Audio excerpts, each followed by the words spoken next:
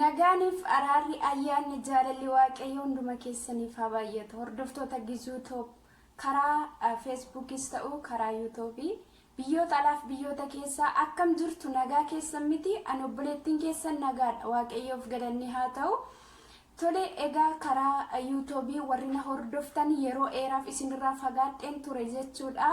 Har'a garuu video ajaa'iba ta'een iddoo keessanitti argameen jira. Videoon keenya immoo egaa simannaa akka nuuf gootan abdii qabnaa nama lama gidduutti gaaffiif deebiidha. Egaa hojiin hojjetamu tokko yoo nama barsiisa ta'e yoo namni waa irraa hubata ta'e namni suni deddeebee hojjechuu danda'a jechuudha malee wanta namni tokko irraan barre wanta namni tokko hin hubanne waan nama hin fayyadne tokko hojjechuun bu'aan qabu jechuudha. Egaa videoon kun immoo akka isin irraa waa barattanii abdiin qaba. Innis maali yoo jettanii guyyaa har'aa obboleettii keenya Saaraa waliin gaaffiif deebii nuti goonuu hin jira. Turtiin keessan unu waliin haa ta'u. Waamicha keenya kabajjee asitti argamuu keef guddaa si galateeffadha. Obboleettii keenya Saaraa baga nagaan dhuftee siin jedhee jira. Anis daawwattoonni koos. Ameen baga nagaadhaan nu eegdeettille obboleettii keenya Gizuu jechuudha. Hordoftoonni lekeellee akkuma kana affira kana naa gochuudhaaf immoo waaqayyo guddisee waaqarraan si haa eebbisu eebbifame. Kallattiimaan gara gaaffiif deebii keenyaattan isin dabarsaa.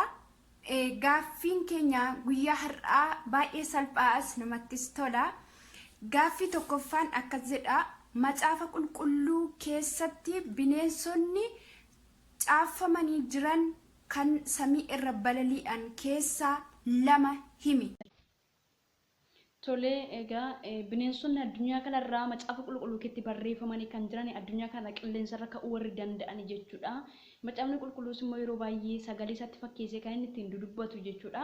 Gugeedhaa fi joobiransiin jedha jechuudha. Ati lamanaaf himi waan jette jechuudha.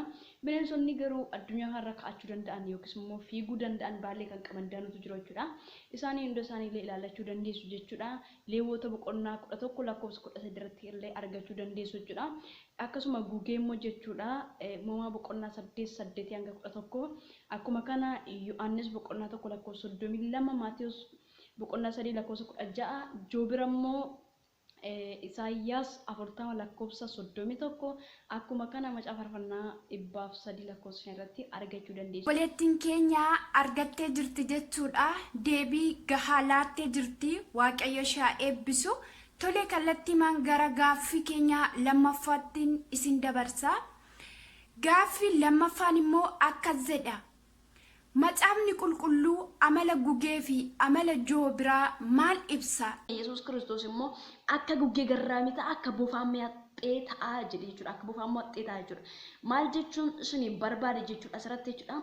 Gugeen garraamiidha jechuudha. Garraamummaan ishee jechuudha. Waan ajajamte seeraan raawwatte hin abboomamti hin dhageessi jechuudha. Sababiin isaa iyyuu yeroo gugeen kun afur qulqulluutti fakkeeffamu afur qulqulluu bifa gugeetti dhufe yeroo gooftaa keenya Yesuus Kiristoos irra yeroo itti bu'e jechuudha argina jechuudha. Maal afur qulqulluu isa garraamii ta'e kana isa waan hundumaa tooratti qixatti beeku jechuudha. Beekti jechuudha gugeen jechuudha. Kanattiif gugeen garraamii ta'uu ishee joobira immoo allaattota samii kanarra balleeyyan keessa kan akka joobiraa kadhatu hin jiru jechuudha. Yookiin fiigichaan beekamaadha jechuudha. Yeroo kochoon isaa dulloomutti illee inni kattaatti galee ofirraa daakee humna isaa hin haareffatedha sagalee waaqayyoo jechuudha. Isaayyaas 40:31 irratti warri waaqayyoon abdiidhaan eeggatu humni isaanii akka joobiraa hin haara'a jechuudha. Maaliif nuti kiristaanotaaf humni keenya hin haara'a hin dabalama jechuudha. Macaafa faarfannaa 103 lakkoofsa irratti immoo dargaggummaan kee aara'ee akka joobiraa taata. Utuma dulloomte dulloomni tutti dhufeewu hin haaroofta jechuu barbaadeetu jechuudha. Maaliif saniin jedhe beektu nuti kiristaanonni foon isa kanaan dulloomuu qofatu hin taane hafuuraan dulloomuun jira jechuudha. Dadhabuun jira jechuudha.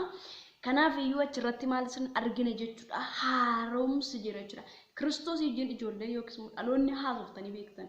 Gaafa kadhattanii waaqayyo jilli ishanii uumtan afurra sin keessa akkam dammaqa akkam gammachuu itti dhagahama akkam haaraa jechuudha. Akka kana jechuudha.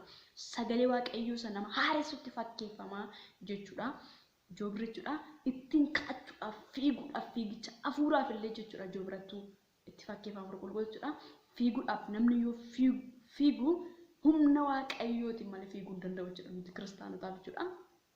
Kana isiniin jechuun jaaladhaa waan affeertiif guddaa eebbifamee isiniin jechuun jaaladha eebbifamee obboleettii keenya gisuu akkuma kana hordoftoonni isheellee bakka jirtanitti nagaa. Egaa gaafii fi deebiin keenya guyyaa har'aa kana fakkaata deebii quubsaa nuuf laattee jirti waaqayyo baraa fi jireenya ishee haa eebbisuu akka bu'aa baay'ee irraa barattanii abdiin qabaa.